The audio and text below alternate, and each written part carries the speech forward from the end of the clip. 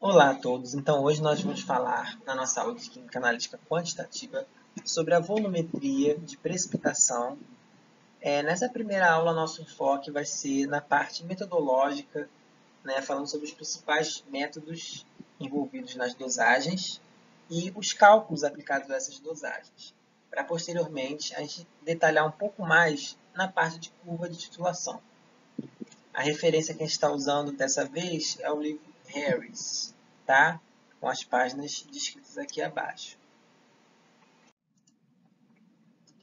Inicialmente, nós vamos falar sobre o conceito da volumetria de precipitação. Depois nós vamos falar bastante sobre os métodos de identificação do ponto final de titulação, incluindo a parte de cálculo de dosagem. E, posteriormente, vamos falar sobre algumas noções básicas de curva de titulação, para fazer um aprofundamento depois. A volumetria de precipitação é definida como uma titulação em que ocorre a formação de um precipitado, e ela possui alguns requisitos para que funcione bem, como a rápida formação do precipitado, a estequiometria bem definida da reação de precipitação, o que não acontece, por exemplo, quando se tem estados de oxidação mistos, né, no precipitado, como às vezes tem mistura de ferro 2 com ferro 3, ou quando o número de águas de cristalização não é estável, entre outros casos. O precipitado ele precisa ser suficientemente insolúvel, e o método de detecção do ponto de equivalência precisa existir, tá? No caso do ponto final da titulação seria mais apropriado.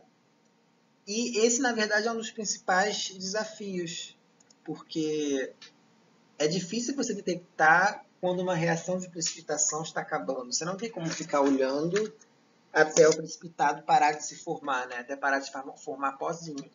É impossível, você precisa de um método colorimétrico para poder ver a virada do indicador.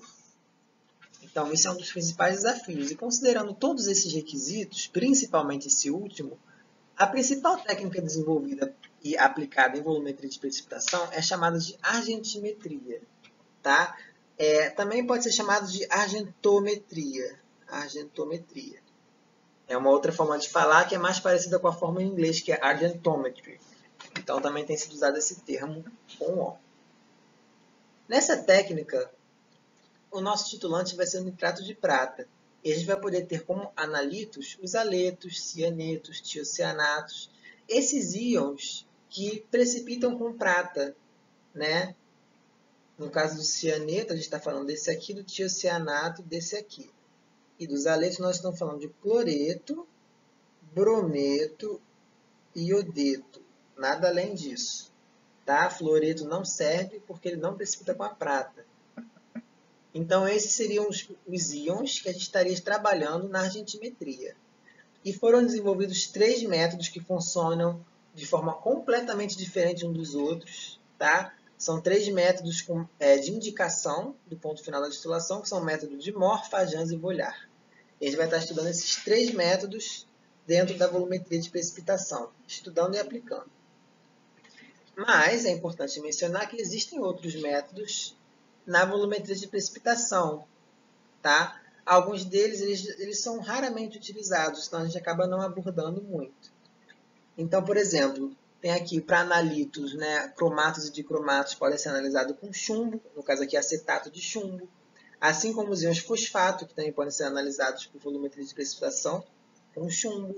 O fluoreto pode ser analisado com tório 4+, sulfato pode ser analisado com íons bário. Tá? Esses aletos aqui também podem ser analisados ao invés de prata com nitrato de mercúrio. Tá? Essa é uma técnica que é conhecida até, ela só está em desuso por causa da toxicidade do mercúrio, né? Que é extremamente tóxico e difícil de tratar como rejeito, né? de dispor desse rejeito. Tá? Inclusive esse método tem até um nome, que é mercurimetria. Ixi, saiu horrível. Mercurimetria. E também a análise de prata, utilizando como titulante KSCN, que na verdade a gente acaba incluindo aqui na argentimetria, embora o titulante não seja o nitrato de prata, seja o tiocianato e o analito que seja prata. Tá? Então essa é uma noção geral, vamos falar agora de cada método. O método de Mohr é o método assim, mais conhecido e mais utilizado, pelo menos aqui no Brasil. Né? Fora, ele é um pouco menos utilizado que no Brasil. Achei isso curioso quando você vê nos livros didáticos, que o método de Mohr aparece menos que os outros, né? Nos livros didáticos, que geralmente são estrangeiros, né? A maioria dos que a gente usa. Porque ele tem um problema com o tratamento de rejeito, né? De geração de rejeito. Então, acho que ele talvez em alguns lugares esteja caindo em desuso, mas aqui no Brasil, com certeza, é o método que é mais aplicado. Ele é um método direto para a dosagem de dialetos baseado na precipitação fracionada. Então, cada método vai ter um mecanismo de funcionamento que eu coloco aqui em negrito, no título, logo próximo ao título.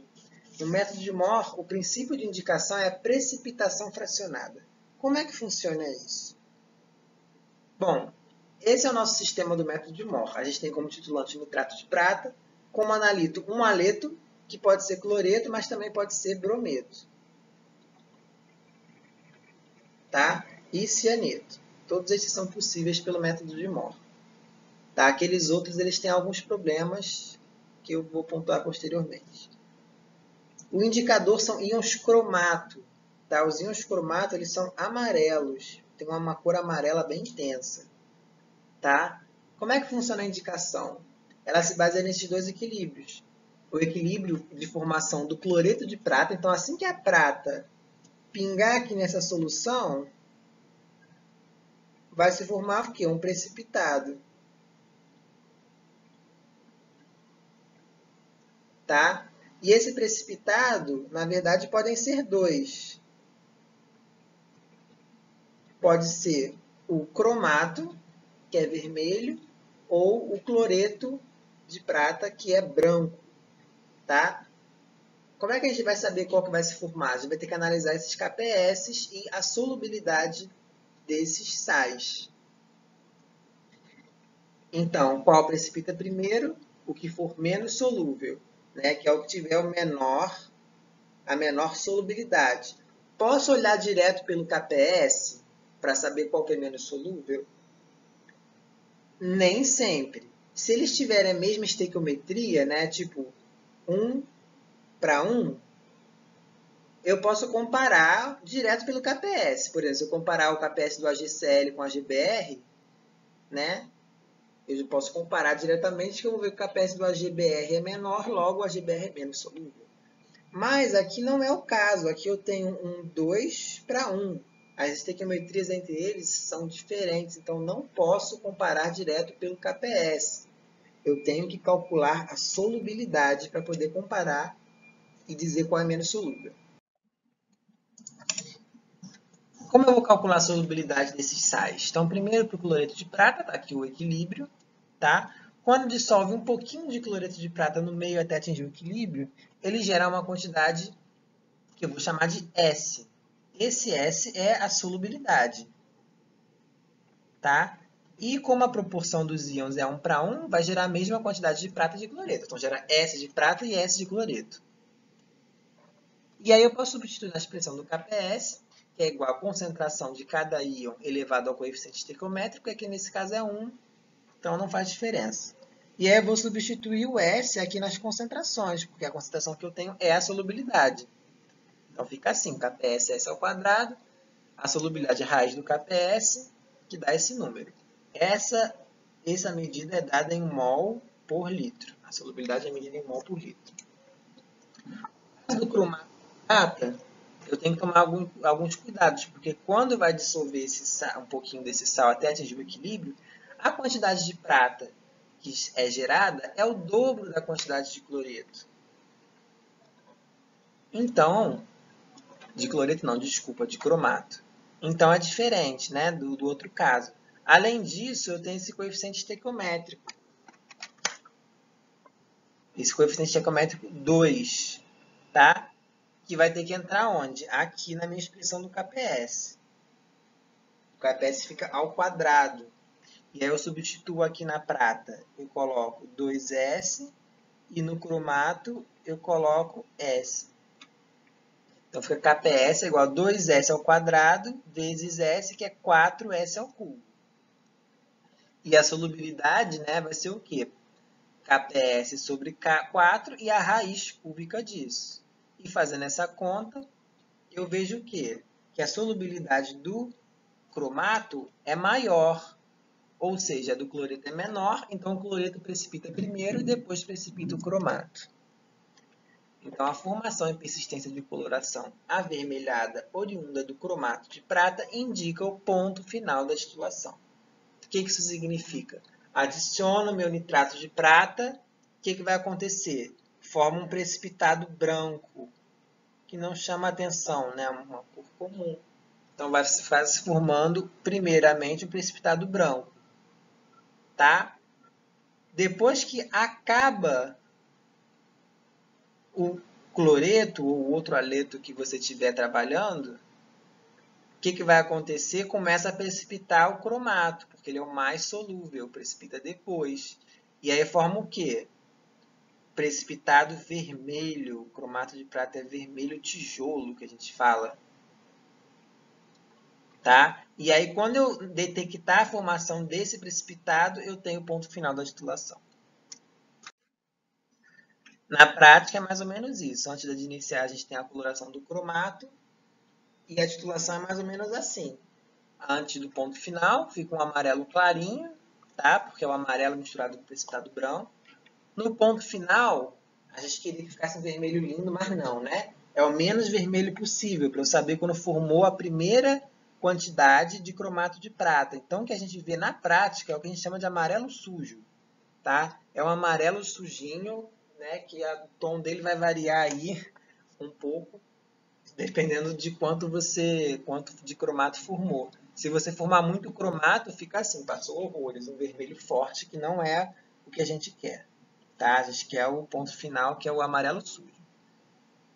E uma observação, tá? É sobre a padronização. O nitrato de prata não é um padrão primário, porque ele é sensível à luz. Então, ele não obedece ao requisito de estabilidade de um padrão primário.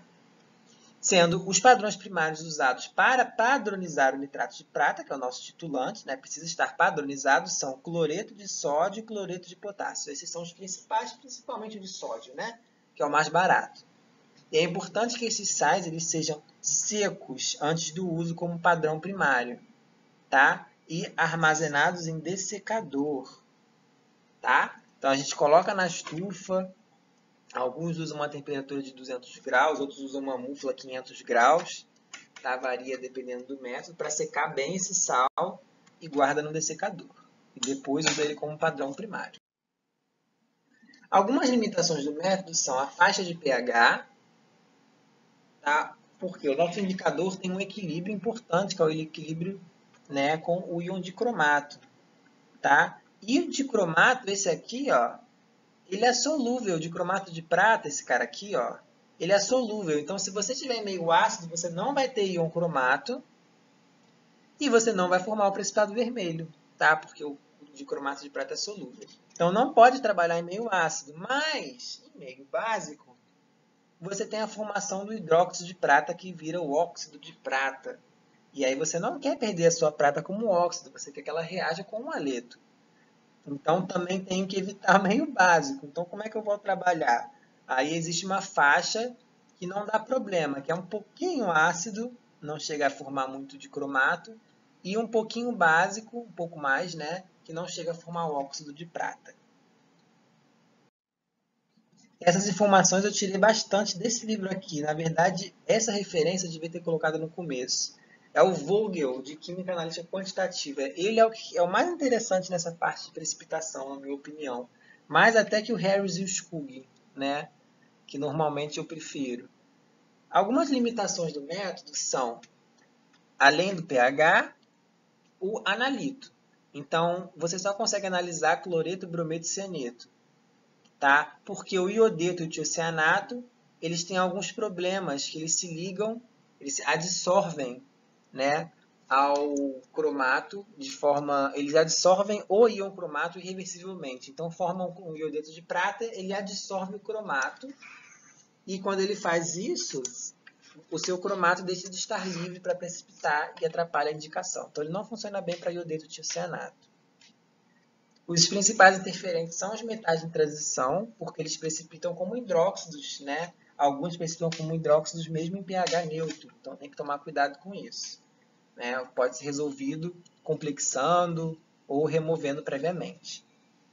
Alguns ânions que precipitam com a prata, como sulfeto, fosfato, arsenato, carbonato e oxalato, também interferem no método. E os íons chumbo e bário, porque eles precipitam com o indicador. Então tem muitas interferências. E uma outra limitação é o tratamento de rejeito, tá? Pensando na recuperação da prata, que é cara, ou também pelo fato dela ser tóxica a ambientes marinhos, e principalmente do cromo 6, dos íons cromato. O cromo mais 6 ele é cancerígeno. Tá? Então, é uma das substâncias geradas em laboratórios que não podem ser jogadas na pia de jeito nenhum.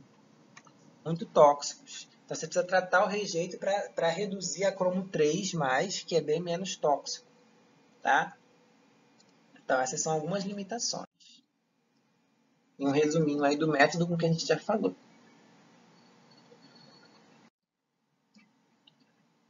O segundo método é o método de Fajans. O método de Fajans ele tem um outro funcionamento, que ao invés da precipitação fracionada, né, que é o precipita um, depois precipita outro, ele é baseado nos indicadores de adsorção, que inclusive é um método em que se baseia também aquelas titulações com outros titulantes, como nitrato de mercúrio, nitrato de acetato de chumbo. Muitas delas, a maioria, se baseiam nos indicadores de adsorção, tá? Mas o método de Fajans é específico para a argentimetria, né? Em que você tem como titulantes, mais uma vez, o nitrato de prata e no Erlenmeyer um aleto, tá? Que pode ser qualquer um, não tem limitações nesse sentido, aletos e pseudoaletos, e um indicador de adsorção, como a fluoresceína, tá? Esses compostos eles têm uma propriedade muito interessante, que na forma livre, né, como ele está aqui, por exemplo, está livre, tá? Tá o íon de fluoresceína, desprotonado, ele é amarelo. Mas quando ele encontra um AgCl, um precipitado desses de prata, ele se adsorve e fica rosa, tá? Como é que isso... Aqui no caso, então, como é que funciona? Então, a gente tem essa animação aqui de Hollywood para vocês, para apresentar isso, em que a gente tem o que no meio? Íons cloreto, formando aqui uma segunda camada em volta do precipitado de cloreto de prata, que é algo normal de acontecer, considerando até a natureza coloidal do cloreto de prata. E a gente tem o que? O indicador, né, que é o indicador de adsorção livre no meio. Ele está ali passeando, não está nem aí para o cloreto de prata, e ele nesse momento está amarelo. Mas aí o que acontece? Quando você está no ponto final da titulação, você vai ter um pequeno primeiro excesso de íons prata no meio. Tá? Então, o que acontece? O seu AgCl passa a estar coberto por íons prata, que são positivos, e o indicador é negativo. Então, imediatamente, esse indicador vem correndo e se liga na prata, e fica rosa. Tá? É assim que funciona. Então, o indicador consegue interagir com os íons prata, que ele encontra em volta do precipitado, se adsorver ao precipitado, e quando ele faz isso, ele muda de cor. É um fenômeno bem raro e bem interessante. E aí você tem isso. Início amarelo, e aqui esse rosa já está passado, está muito rosa. Tá? O ideal é assim, essa cor, tá? Que é um laranjinha, sabe? Dizem que é a cor de suco de pêssego, eu acho. As limitações do método de Fajans são mais ou menos, mais uma vez, o meio ácido, tá? Por quê? O meio ácido ele faz com que o indicador não consiga ficar assim, ó, desprotonado. Ele fica como? No meio ácido. No meio ácido, ele vai estar como um H-Ind. Aí acabou, porque ele não vai conseguir interagir com a prata positiva, porque ele não está negativo.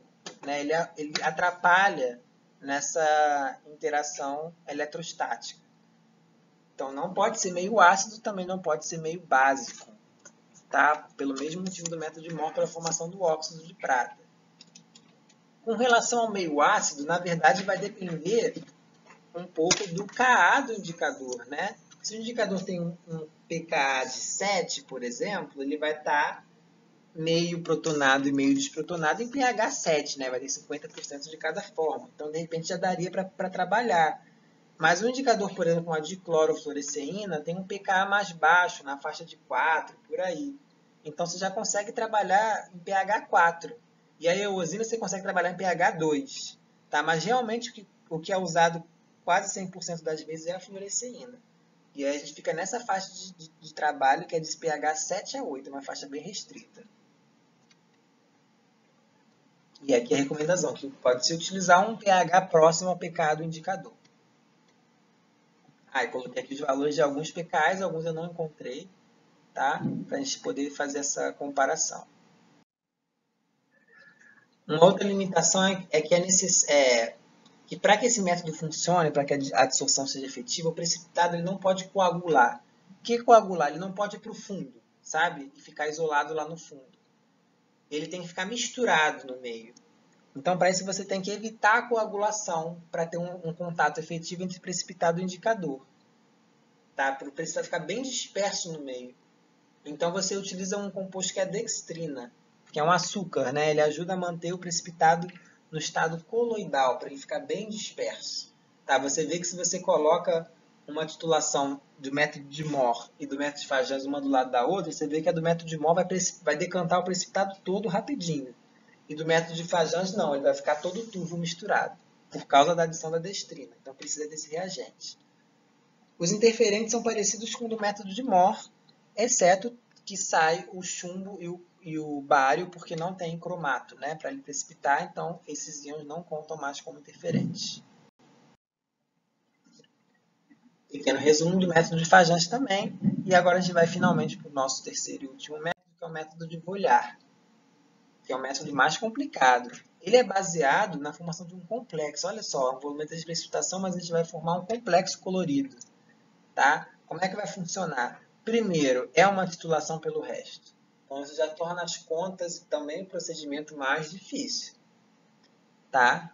Mas ele é importante. Então, você tem seu analítico, pode ser qualquer um dos aletos. Você adiciona um excesso conhecido de prata, de nitrato de prata padrão. O que vai acontecer? Vai formar cloreto de prata mais um resto de prata que vai ficar sobrando aqui no meio. Tá? Você vai titular essa prata com tiocianato. Vai acontecer o quê? Vai formar um precipitado branco. De quê? De AgSCN. Isso fora o AgCl que já estava precipitado, né? Então, você já vai ter aqui no meio dois precipitados, o AgSCN misturado com AgCl. Quando acabar a prata, o que acontece? Ele vai encontrar um indicador, ferro 3+. O que acontece com o ferro 3+, na presença do tiocianato? Isso aqui. Tá? O ferro 3+, se complexa com o tiocianato e forma um complexo vermelho. Tá? E esse complexo vermelho ele vai ser responsável pela indicação do ponto final da titulação. E esse complexo só vai se formar quando todo o excesso de prata tiver sido consumido pelo tiocianato, conforme aqui a segunda reação. Tá?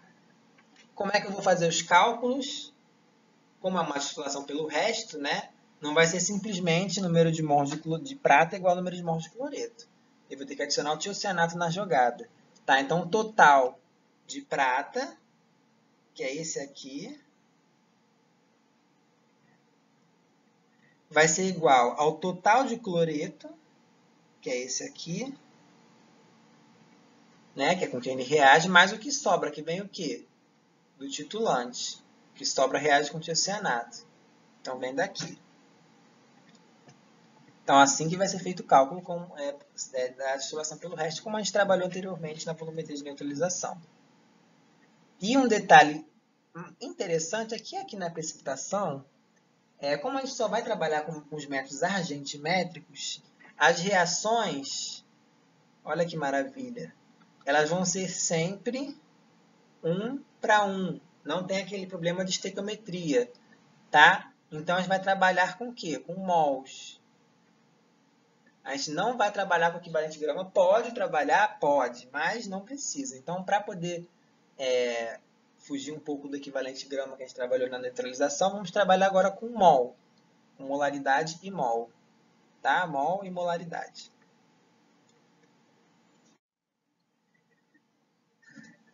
Existe também uma versão direta do método de Vollard, tá? Direta no sentido de que não é uma titulação pelo resto, é uma titulação direta, que ela pode ser usada quando? Para padronizar o tiocianato ou para analisar íons prata.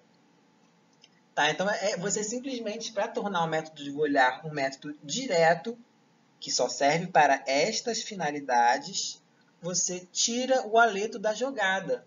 Então, por exemplo, a sua prata aqui pode ser uma amostra de prata, tá? Uma amostra de prata de uma liga metálica, você titula com tiocianato, com indicador ferro 3+, tá? Você vai saber o teor de prata. Ou pode ser um padrão de prata e você quer saber a concentração do tiocianato, uma coisa ou outra, tá? Que é o que eu coloco aqui. Então, o importante é que não há um haleto na jogada. E aí, nesse caso, a titulação é direta, então simplesmente o número de mols de tiocianato igual ao número de mols de nitrato de prata. Então, cuidado, né? O método de Vollard tem essa complexidade toda. O método de Vollard ele é um método complementar aos outros, porque ele funciona na faixa de pH que os outros não funcionam, que é a faixa ácida. Então, ele precisa ser em meio ácido, porque já em meio ácido mesmo, o ferro 3 já sofre hidrólise e começa a formar hidróxidos. Tá? Então, isso já acontece em pH por volta de 4, por aí. Então, tem que ser menor que esse o pH. Tá? Mas normalmente a gente trabalha em pH bem ácido, tipo pH 0 mesmo. Tá? Então, ele funciona muito bem em pHs extremamente ácidos. Tá? E isso é muito interessante porque não só é interessante para análise de ligas de prata, né, que você dissolve em ácido nítrico para fazer a análise, então ela já está ácida de início, como é interessante porque permite a análise de cloreto e outros haletos na presença daqueles ânions que precipitam com a prata. Porque agora em pH ácido, eles não vão precipitar mais, porque eles não vão estar na forma iônica que precipita, né? Eles vão estar na forma ácida. E aí eles deixam de conseguir precipitar com a prata, o que é ótimo. Mais um outro interferente que surge é a presença de complexantes, tá? Porque o complexo ferro com tiocianato ele é muito colorido, mas ele não é tão estável, tá? Ele tem um KF que não é tão alto. E complexos de ferro 3 com EDTA, por exemplo, o KF é 10 elevado a 25. É muito mais estável. Então, se tiver EDTA suficiente no meio, ele vai complexar todo o ferro facilmente. Então, tem que se evitar ter grandes quantidades desses complexantes no meio. E um outro problema é que você, no caso, isso aqui é apenas para análise de cloreto. Não conta para brometo e iodeto, mas o cloreto é o principal, né? Que você requer a separação do AgCl antes da titulação. Por quê? Vou explicar aqui. Uma das formas de separar é filtrando, que dá muito trabalho, gera muitas perdas, e a outra é usando nitrobenzeno, que é um solvente cancerígeno, infelizmente, mas ele é super cheiroso. Por isso que eu boto esses corações, eu adoro o cheiro dele, tá? Mas enfim, não cheirem. E por que isso acontece? Porque o cloreto, tá? Ele é mais solúvel do que o tiocianato. E aí, o que acontece? Como ele é mais solúvel, acontece essa reação. Ele é o único dos haletos que é mais solúvel, tá? Em que o tiocianato entra no lugar do cloreto. E aí, quando isso acontece, o cloreto é liberado e o tiocianato é consumido. O tiocianato consumido é um problema. O que acontece com o ponto final da titulação? Ele fica aquele vermelho clarinho, porque tem excesso de tiocianato, e some, porque o tiocianato liga com a prata do cloreto. Então, o ponto de final não fica estável. Isso é bem fácil de ver na prática. Então, fica complicado. Então, o nitrobenzeno ele atua como um solvente, que ele faz aqui. Aqui, o nitrobenzeno está aqui, nessa foto. Ele vai estar extraindo o AgCl e o AgSCN, né, os precipitados, para uma fase separada da água. Ele é mais denso e solúvel em água. evitando que o HCl entre em contato com o tiocianato que vai estar na fase aquosa. A gente usa esse termo sequestra. Ele sequestra o HCl e o HCN. Mais uma vez, aquele resumo do método e algumas fotos tiradas lá no laboratório dos pontos finais, das titulações, com o método de Morfa, Jans e Volyar. Essa aqui também que é bem legal, que é a capa até do nosso canal do YouTube. E falar sobre as aplicações. Então, a volumetria de precipitação, mais especificamente a argentimetria, ela é principalmente aplicada em 99% dos casos na análise de cloreto e salinidade. Tá? Então, o principal analito aí é cloreto. Para brometo, iodeto, esses outros, é bem raro de se utilizar. Então, um exemplo é a análise de salinidade de amostras de água. Águas, né, de mananciais, de mar, até efluentes, etc., em que você pode querer saber o teor de cloreto ou a salinidade. Tá? Aqui essa tabela mostra, então, a faixa de salinidade esperada para algumas amostras, tá? Sendo que a salinidade ela é dada por porcentagem de cloreto vezes esse fator. Tá? É um fator encontrado na literatura para levar em conta o sódio e os outros cátions e ânions presentes nessas amostras, né, utiliza esse fator. Tá? Então, isso que é salinidade. Tá? Ela é dada em porcento. Então, água doce tem uma salinidade bem pequenininha, água salobra um pouquinho maior, água salgada tem essa faixa, sendo o valor típico de 3,5. A gente já fez análise no laboratório de águas de algumas praias aqui do Rio de Janeiro, e sempre está nessa faixa 3,2, 3,5, 3,7, 3 e alguma coisa. E aqui o Mar Morto, essa foto aqui ó, é do Mar Morto, né, que ele é conhecido por ter uma água extremamente salgada, tem um teor 10 vezes maior do que esse típico de uma praia. 34% de salinidade. É muito utilizado na área de alimentos e bebidas, né, para ver cloreto e salinidade. Tá? Então, por exemplo, tem esse artigo ó, sobre características sensoriais de queijo coalho. Olha que diferente, é um artigo brasileiro. Tá? E uma das análises que ele faz é a salinidade dessas amostras de queijo. Tá? Também pode ser aplicado em amostras de isotônico, tá? Que sempre possuem aqui um teor de cloreto, que é super importante neles, é essencial. A salinidade de alguns alimentos, você pode estimar o teor de cloreto ou a salinidade também a partir do sódio, tá? Como é aqui no caso da margarina.